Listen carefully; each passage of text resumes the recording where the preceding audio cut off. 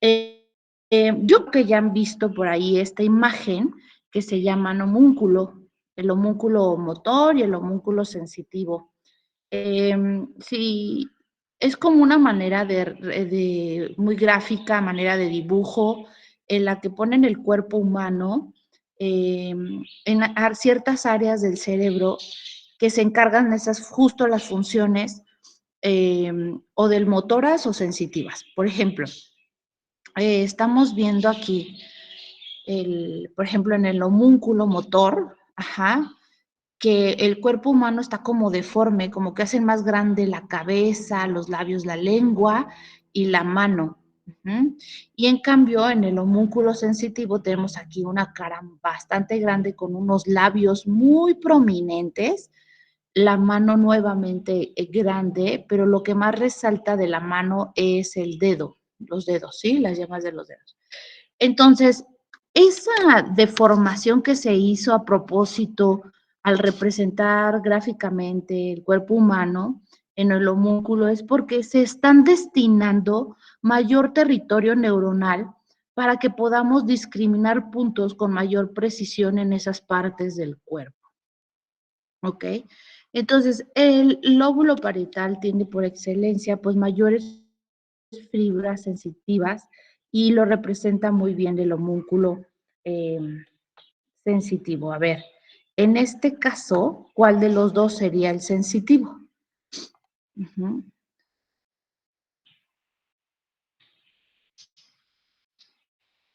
Sí. El motor es más grande la cara y la lengua. Ajá, también las manos. En el homúnculo sensitivo tiene mayor prominencia los labios, las manos grandes, sobre todo las yemas, e incluso las llegan a dibujar como una forma en palillo de tambor, porque justo en la yema es donde más pues fibras nerviosas llegamos a tener. Gracias a eso, cuando tenemos los ojos cerrados y tocamos algún objeto, podemos describirlo a detalle. Una moneda, podemos describir la silueta o si tiene algún numerito impreso, ¿ok? Eh, esta parte de las yemas de los dedos, ¿quién creen que se la lastiman más fácilmente? Pues aquellos pacientitos que se están checando continuamente los niveles de glucosa, de manera errónea se les enseña que se deben de checar en la mera yema en medio, ¿verdad? Cuando es una zona súper sensible y por lo tanto muy dolorosa. Entonces, se les sugiere a los pacientitos con diabetes que se automonitorean que no lo hagan en la yema justo en el centro, sino al lado de los dedos. Ajá. Sí, me estoy viendo en video. ¿Sí están viendo lo que estoy señalando en mis manos? Que es justo al ladito de los dedos. Uh-huh. Ok, entonces ahí va un tip para que pues estas personas que padecen esta enfermedad no tengan esos problemas de un dolor cuando se checan la glucosa. Otra de las funciones es la topognosia, que es la localización de estímulos.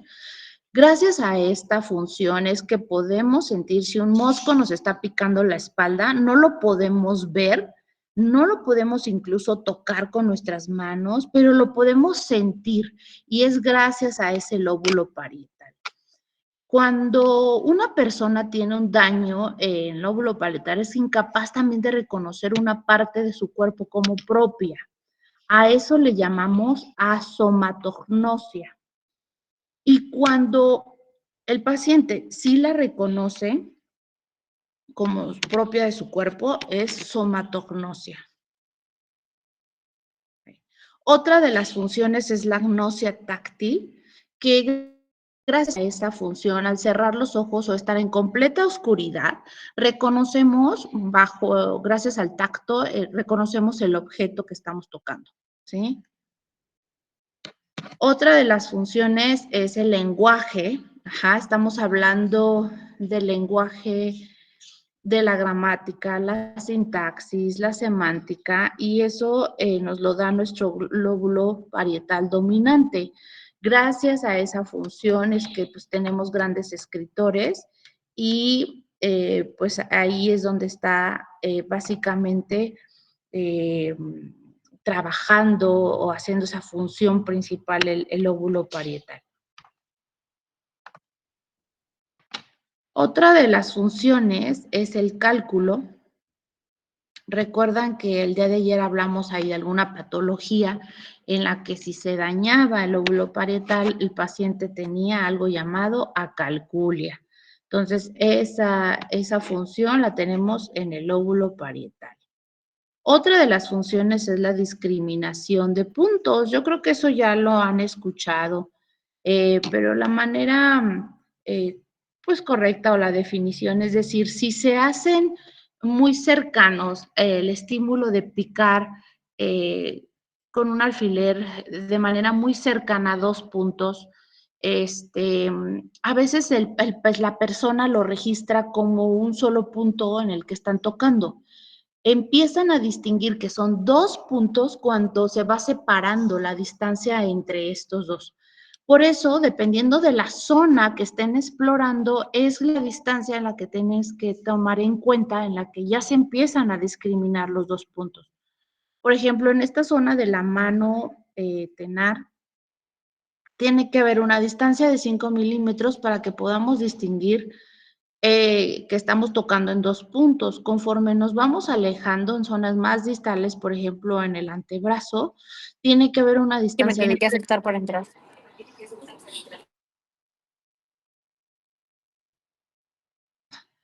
tiene que haber una distancia de 3 a 5 centímetros para que podamos distinguirla. En cambio, si se fijan, en las yemas de los dedos y en la punta de la lengua y en los labios, se requiere de una mínima distancia de 1 milímetro entre estos dos para que se pueda discriminar. Otra de las funciones es la orientación topográfica extracorporal. O sea, gracias a esta función podemos saber en qué sitio estamos, sabemos cómo llegar, por ejemplo, en nuestra casa del baño a la cocina o en la escuela, cómo llegar del salón a la cafetería. Y la manera de evaluar cuando hay un daño es que el paciente no recuerda cómo llegar a ciertos, pues sí, lugares, ¿no? Específicamente que antes para él eran, pues lugares, pues francamente muy reconocibles en su casa, ajá, o fuera de esta. También tenemos algo que se llama memoria topográfica y geográfica. ¿De qué nos habla esta función? De que gracias a esto podemos saber cómo llegar de un sitio a otro sin la necesidad de recurrir a un GPS en el celular. Es decir, es un GPS integrado en el cerebro, podemos hacerla o evaluarlo pidiéndole al paciente que nos haga un croquis de cómo llegar a su casa o cómo llegar de su casa al trabajo, de su casa a la escuela, y de esa manera podemos evaluar esto. Otra de las funciones es la relación del yo con el espacio extrapersonal. ¿A qué se refiere eso? Hay pacientes que sufren lesiones en el lóbulo parietal y que cuando se ven en el espejo no se reconocen a sí mismos, ¿ok? Hasta se espantan, dicen, ¿quién es esa persona? Esa persona no soy yo. Otra de las funciones es la praxia construccional. Todo lo que tenemos en la mente o que nos dan en un dibujo para que copiamos y que lo podamos construir con nuestras manos. Por ejemplo, a este niño se le dio un dibujo de que puede ser con los bloques de Lego, y lo hizo, es gracias a la función del lóbulo parietal. Otra de las funciones es la percepción visoespacial. Es la capacidad para calcular la distancia entre una persona a otra o entre la línea del horizonte y los objetos. Cuando tú quieres alcanzar una cosa con tus manos y saber pues a cuánto tienes que estirarte para poder alcanzarla sin pasarte y romperlo o tirarlo, ¿sí? Otra de las funciones es lógico-gramática, es cuando llegan a preguntarnos a ciertas oraciones que ¿quién es el hijo del hermano de tu padre? ¿no? O sea, son oraciones que parecen complejas, perdón, pero que si utilizas la lógica, pues sabes decir, por ejemplo, ¿quién es el hijo de mi mamá y papá que no es mi hermano?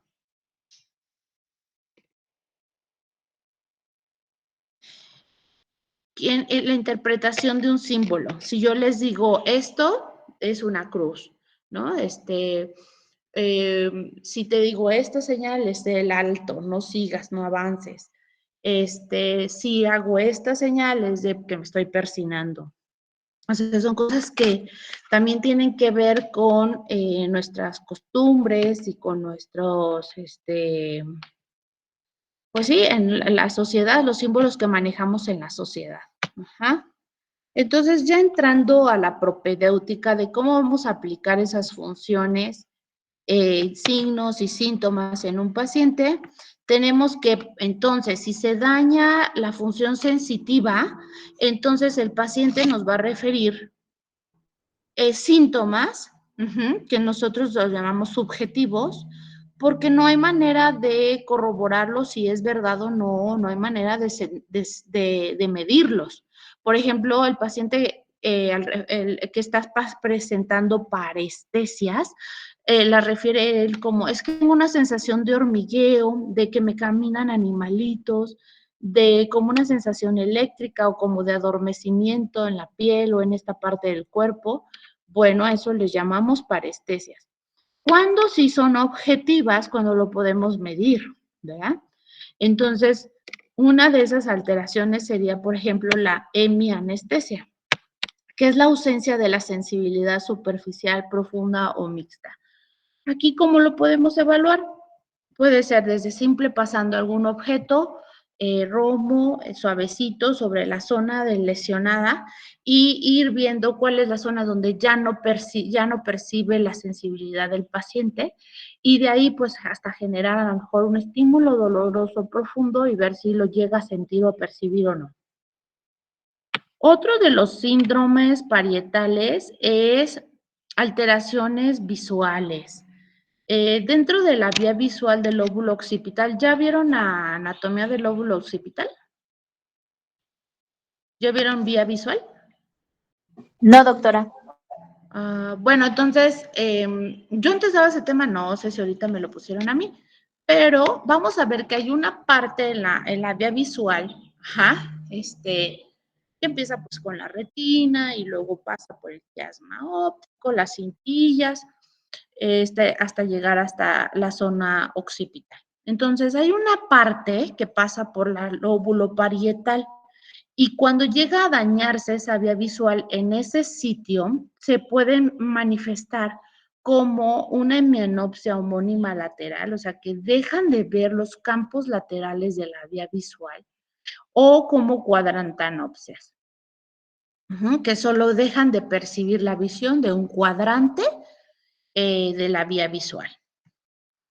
También podemos encontrar dentro de las lesiones del lóbulo parietal alteraciones del gusto y podemos encontrar al paciente que dice que tiene, por ejemplo, de repente le llega sabor metálico, sabor a heces, ajá, o sea, esos son alucinaciones gustativas. El paciente no ha tocado alimentos o no se ha metido cosas a la boca para que tenga esa sensación, esa percepción, y así lo manifiesta, de que llega a tener esas percepciones gustativas. Bueno, y a esto me refería de lo de la vía visual que vamos a ver entonces más adelante cuando veamos lo del lóbulo occipital, donde la vía visual recorre un trayecto que va de la retina, nervio óptico, quiasma óptico, por la cintilla óptica, luego llega al núcleo geniculado lateral, de aquí se mandan irradiaciones por el lóbulo temporal de manera inferior y de manera superior por el lóbulo parietal. Y si se llegan a lesionar justo estas radiaciones genículo-calcarinas que pasan de manera superior por el lóbulo parietal es cuando tenemos esas alteraciones visuales. También podemos encontrar alteraciones en la planeación de movimientos, a eso le llamamos apraxia. Y generalmente lo podemos dividir en dos tipos, algo que se llama apraxia ideatoria, que es la pérdida de la habilidad de planear una acción simple. Y otra que se llama apraxia idiomotora. En esta no existe una coordinación entre la formación de ideas y la actividad motora. Entonces, estos son, por ejemplo, un cuestionario que debemos de hacer para evaluar los diferentes tipos de apraxia. Por ejemplo, en la apraxia idiomotora le dimos, por ejemplo, al paciente, haga la señal de la cruz. Haga el saludo militar, diga adiós con la mano, amenace a alguien con la mano, muestre como si quisiera que alguien se acercara, muestre que tiene hambre, muestre como cuando alguien está loco, indique como si no hubiera oído lo que le están diciendo. Entonces, si él hace esas señales, pues vamos bien, está íntegra la praxis idiomotora. Pero luego le podemos preguntar, a ver, vamos a ver, evaluar la praxia ideacional. Haga el movimiento como si estuviera afilando un lápiz. ¿Okay? El siguiente movimiento haga como si estuviera encendiendo un cigarrillo. Tomar una taza, atornillar, abrir una puerta, peinarse, pintar con una brocha, echar sal, tomar de una botella, echar agua a una jarra, coser. Entonces, esas son maneras en cómo podemos evaluar la praxia ideacional. Si se fijan aquí nomás, también debe saber, o sea, cómo pensar en lo que va a hacer y generar un movimiento correspondiente a esto. Les voy a pasar un video donde nos muestran más estas señales de cómo se valoran las apraxias.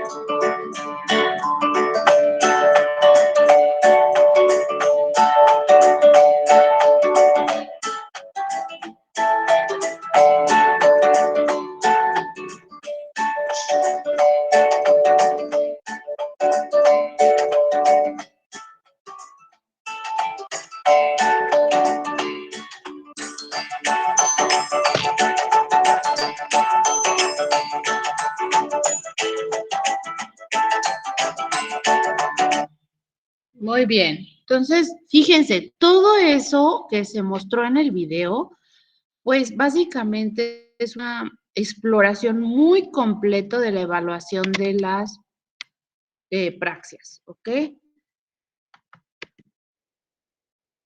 Y ahora les tengo este otro pequeño video.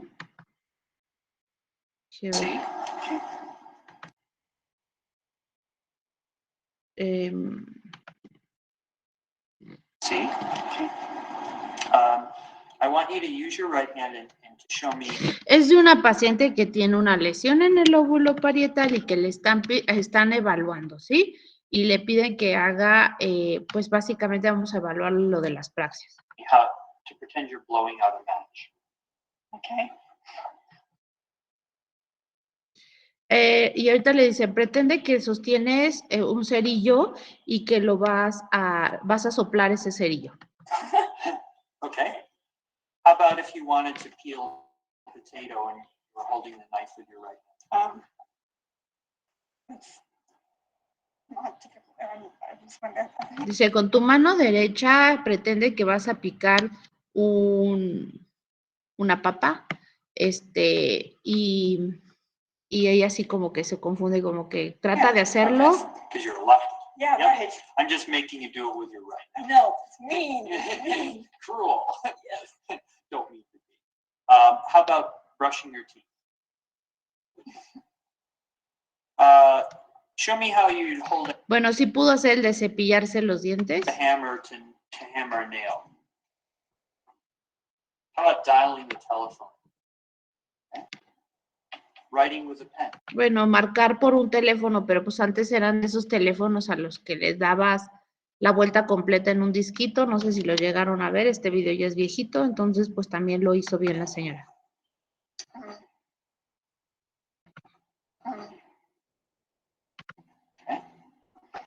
To hammer a nail.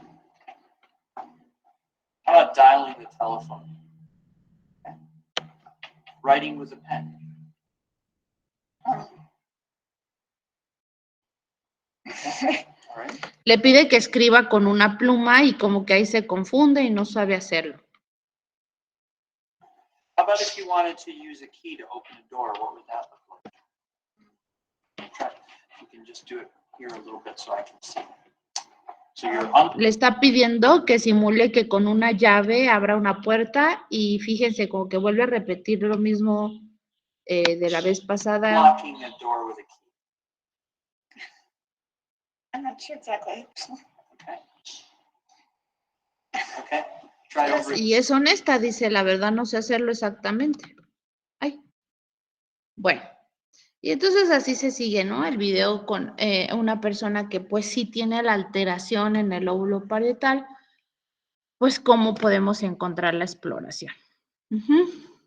Bueno, dentro de los síndromes parietales tenemos lo del lenguaje. No quisiera repetir lo de la clase de ayer, solo por recordarles que existe la alteración de la grafía, que el paciente no puede escribir la alexia, que el paciente no puede leer, lo del síndrome de Hertzmann, que se da cuando se lesiona el lóbulo parietal izquierdo y que se define como la incapacidad para hacer operaciones de cálculo aritméticas, la incapacidad para nombrar cada dedo de la mano, la dificultad de la escritura y la confusión de la derecha a izquierda.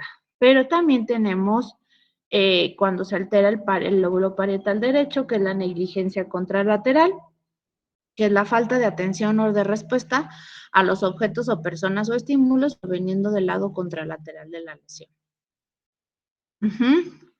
Y dificultad en la fabricación de las cosas, ahí podemos tener apraxia construccional y cuando el paciente nega el déficit que se llama anosognosia, o sea que el paciente niega tener esa enfermedad.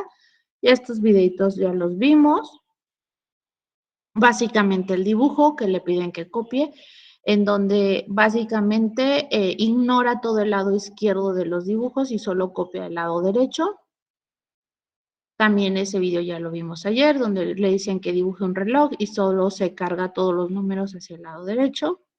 Ya vimos lo de las afasias, eso me lo voy a saltar un poquito. ¿Y qué pasa si se llegan a dañar ambos lóbulos parietales? Se conoce como el síndrome de Valiant. Aquí hay algo que se llama ataxia óptica, apraxia ocular y simultagnosia. Les puse los links de los videos por si no los podía abrir ahorita, pero ahorita lo intento a ver si se pueden ver, ¿sale? La apraxia óptica es un trastorno de la coordinación entre la visión y el movimiento de la mano. Es decir, el paciente describe lo que ve, pero no es capaz de acertar con sus movimientos. Entre los síntomas se encuentran una dificultad para orientarse con estímulos visuales, dificultad para dirigir la mano o el brazo para alcanzar un objeto y el mal ajuste de los dedos al agarrarlo. Cuando hablamos de la apraxia ocular, es la imposibilidad de dirigir la mirada hacia objetos visuales. Cuando es leve el daño, se produce un retraso en el inicio de los movimientos oculares destinados a dirigir la mirada hacia ese estímulo visual. Y cuando es grave, el sujeto simplemente es incapaz de cambiar la mirada hacia ese objeto. Cuando el paciente llega a tener una lesión bilateral de los lóbulos parietales, puede presentar algo que se llama simultagnosia. Es decir, pasan por alto los objetos de mayor tamaño. Aquí al paciente se le dio esta hoja con diferentes letras de tamaños, unas chiquitas y unas grandotas. Y se le dijo al paciente que por favor circulara todas las letras A que él viera o notara en ese papel. Y si se fijan, solo seleccionó o circuló las letras A pequeñas, pasando por alto las letras A grandes. También pueden tener algo llamado heminegligencia, que ya es un término que lo vimos el día de ayer, pero es esa pérdida de la configuración de la entrada sensorial del cerebro. El paciente no es capaz de reconocer ni la mitad de su cuerpo ni la mitad del espacio. Cuando se produce de manera unilateral, cuando no están afectados los dos lóbulos parietales, puede provocarse por lesiones en diferentes regiones cerebrales, por ejemplo, en zona temporoparietal, en áreas límbicas como en el giro del cíngulo o en áreas subcorticales como el tálamo o la formación reticular mesencefálica, es decir, no es un síntoma que se presente únicamente cuando se lesiona el lóbulo parietal. Cuando se lesionan en ambos, aparece la heminegligencia, pero cuando es unilateral, pues tenemos que pensar en lesiones muy específicas en estas regiones. Otro de los síntomas es la extinción sensorial, que es cuando a los pacientes con negligencia espacial se les pide que realice una variedad de tareas en el espacio y olvidan el hemispacio contralateral a la lesión. Es decir, se les sirve un plato con comida y al comer solo se come la mitad del plato. Solo cuando se le da un enunciado a leer, solo la mitad del párrafo señalado, o sea, del lado derecho. Escribe únicamente en una mitad de la hoja, lo que parecido a lo del dibujo, pues nuevamente acá sobrecarga nada más la escritura hacia un lado de la hoja. La negligencia intencional o motora, existen pacientes que, pese a que estar conscientes del estímulo, no respondan a él sin que exista una parecia que lo justifique. ¿Recuerdan ayer que les dije que esos pacientes son como si no supiera que existiera a un lado de su cuerpo y dejan de moverlo? Pero en realidad no es porque tenga dañado las fibras nerviosas de ese lado del cuerpo o que tenga una paresia o una hemiparesia. Entonces aquí se puede manifestar como una asinesia o una hipocinesia o una impersistencia motora. Ujú. La cinesia es un fallo en la iniciación de movimientos que no puede ser atribuido a disfunción del sistema motor, sino más bien a una alteración de los sistemas necesarios para activar las motoneuronas. La hipocinesia son pacientes con unos defectos leves en el sistema intencional, inician después de un lapso anormalmente largo la respuesta motora. O sea, pasa bastante tiempo para que empiecen a mover. Ajá. Y la impersistencia motora es la falta de la capacidad para mantener una acción. Luego tenemos algo llamado negligencia afectiva, que puede estar acompañada de una anosognosia. Yo sé que estos términos son como difíciles de aprender a la primera vez que uno los lee o los escucha, así que les pido que por favor sí los repasen. Cuando nos referimos a esto es una inconsciencia o incluso una negación de la hemiparesia contralesional o bien, aunque estén conscientes del déficit neurológico, parece no importarles. La negligencia representacional, si se le pide al paciente, por ejemplo, que recuerde su habitación, viéndola desde la puerta, no puede recordar lo que hay en la habitación situado en el espacio contralateral. Solo les dice lo que ven del lado no lesionado. Ok, entonces, el cuadro clínico de los pacientes que llegan con lesión de los lóbulos parietales puede ser o que esté afectado el hemisferio izquierdo o el hemisferio derecho. Y dependiendo de eso van a ser los síntomas, ¿ok? Cuando hay lesión solo del hemisferio izquierdo, tenemos algo llamado la autopagnosia, que es la incapacidad para nombrar y localizar partes del propio cuerpo y se da por lesiones en la corteza parietal posterior del hemisferio dominante izquierdo. Por ejemplo, una incapacidad para nombrar los dedos de las manos, ¿cómo se llama?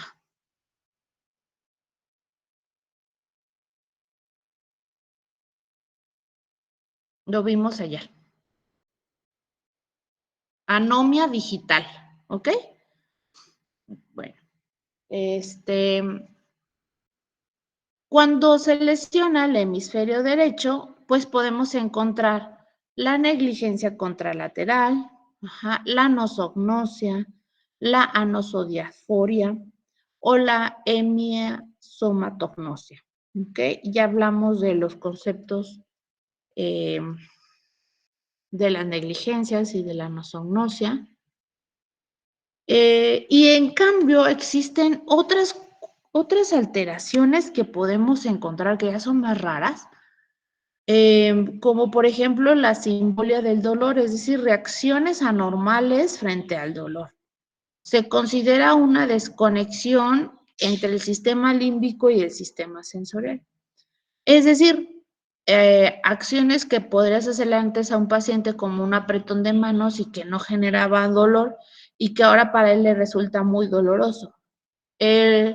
La asteragnosia, que es la incapacidad para reconocer un objeto mediante el tacto. En resumen, podemos decir que el área del lóbulo parietal tiene un área somatosensorial primaria que recibe esa información sensorial, tiene un área somatosensorial secundario que su lesión provoca ya los déficits sensoriales y tiene un área parietal posterior o de asociación y puede provocar las agnosias, las apraxias, las dispraxias, el síndrome de Hertzmann si se lesiona el hemisferio izquierdo o la negligencia contralateral si se lesiona el hemisferio derecho. Entonces les voy a contar aquí un caso clínico. Ya para terminar, ¿ok? Es un señor de 60 años, casado, católico, escolaridad preparatoria, diestro. Antecedentes personales patológicos, hipertensión, tratado con propanolol, 40 miligramos cada 12 horas de manera irregular. Su padecimiento comienza en la madrugada con disminución de la fuerza del hemicuerpo izquierdo, además de reconocerla como extraña, como si no le perteneciera, acompañado de cefalea pulsátil de moderada intensidad y de cifras de presión elevada. ¿Cuál es el diagnóstico más probable de este paciente? A ver, ¿qué creen que es lo que le está pasando a este señor? ¿Por qué tuvo estos síntomas de manera tan súbita?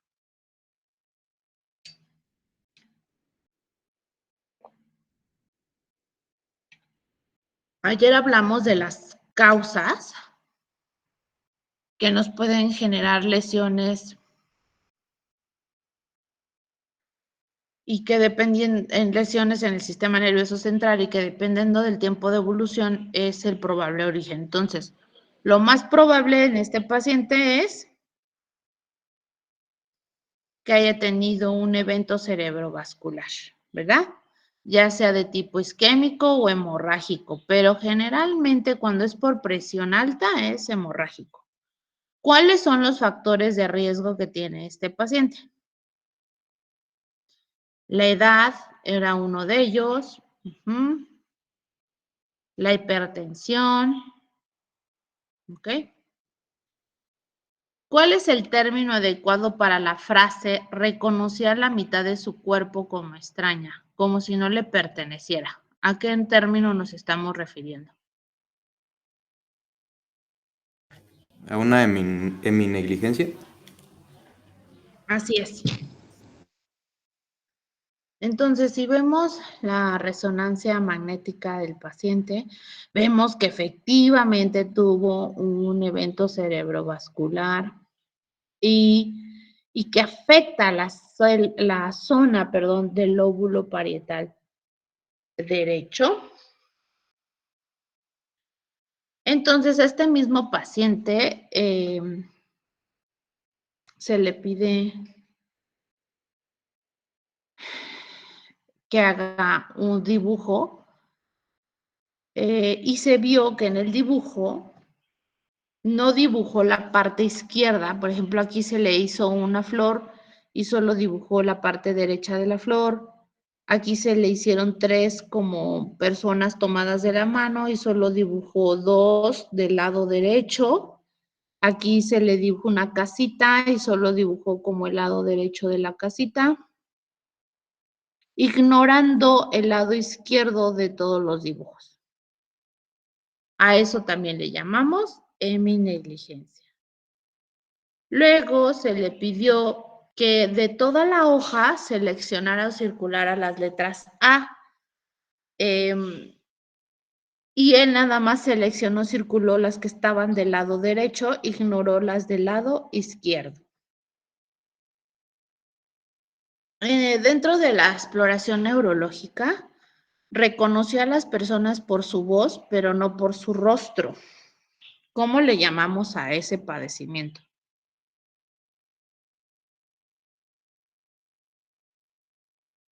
Prosopagnosia. Ay, perdón. También tenía apraxia al vestirse y no había ninguna alteración en la escritura. ¿Ok? Entonces, bueno, pues tenemos aquí como a manera de resumen todos los síndromes que podemos encontrar cuando se lesiona el hemisferio izquierdo o el hemisferio del lóbulo parietal izquierdo. No necesariamente el paciente tiene que tener todas estas alteraciones para decir que se lesionó el hemisferio izquierdo. A veces nada más tiene 1 o 2 o 3, ¿ok? Estas son las alteraciones, los síntomas que encontramos cuando se lesiona el lóbulo parietal derecho. Nuevamente, no se necesitan tener todas para decir que tiene la alteración, puede ser 1, 2 o 3. Y las lesiones hemisféricas bilaterales, que ya también lo mencionamos en la plática, ¿cuáles son esas alteraciones que podemos encontrar? ¿Ok? Bueno, entonces, pues con esta diapositiva del resumen de los síndromes que podemos encontrar cuando hay daño en los lóbulos parietales, pues es como terminamos esta plática. ¿Alguna duda que tengan? Doctora, una pregunta. ¿Nos va a dar clase el día de mañana o hasta el viernes? No, sería hasta el día viernes. Ok, entonces, ¿la puedo agendar de 9 a 11?